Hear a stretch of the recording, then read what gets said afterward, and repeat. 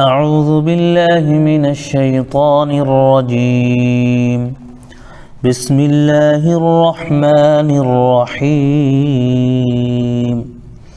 أرأيت الذي يكذب بالدين فذلك الذي يدع اليتيم ولا يحض على طعام المسكين فويل للمصلين الذين هم عن صلاتهم ساهون الذين هم يراءون ويمنعون الماعون۔ اب ہم اس کا مختصر سا ترجمہ کریں گے۔ ترجمہ کچھ اس طرح ہے، ارأیت الذی یکذب بالدین۔ تو یہاں پر ارأیت یعنی کیا آپ نے دیکھا، دیکھنے کے معنی میں ہے۔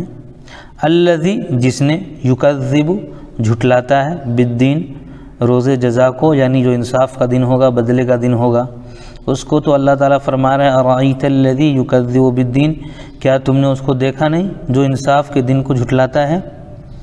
فذالک الذی، پس یہ وہی ہے، پس فا جو ہے نا، فا کے معنی پس میں آتا ہے، ذالک معنی یہ ہے، فذالک پس یہ وہی ہے جو یدع الیتیم، یتیم کو دھکے دیتا ہے،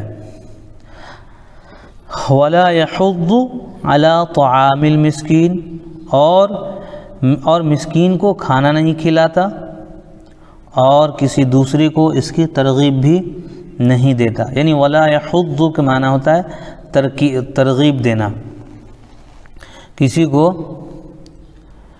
کھانے کے لیے ترغیب دینا، یحض رغبت دلانا، ترکیب یہ دینا، کسی کو حوصلہ افزائی کرنا۔ تو ولا یحض علی طعام المسکین، اور مسکین کو کھانا نہیں کھلاتا اور کسی دوسرے کو اس کی ترغیب بھی نہیں دیتا۔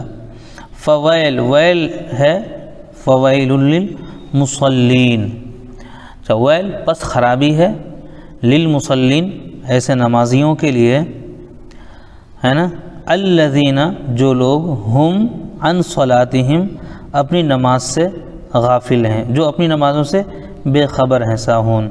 تو فویل للمصلین، تو ویل ہے پھر ان نمازیوں کے لیے خرابی ہے، فویل للمصلین کا معنی ہوا پھر ان نمازیوں کے لیے خرابی ہے، الذین جو لوگ اپنی نمازوں سے، ہم عن صلاتہم اپنی نمازوں سے ساہون بے خبر ہیں۔